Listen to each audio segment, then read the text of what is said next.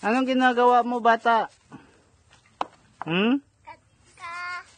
Kalaba. Naglalaba? Bakit ka naglalaba? Kasi kaya ako lang, kay malaki naman ako. Malaki ka na, kaya ka naglalaba?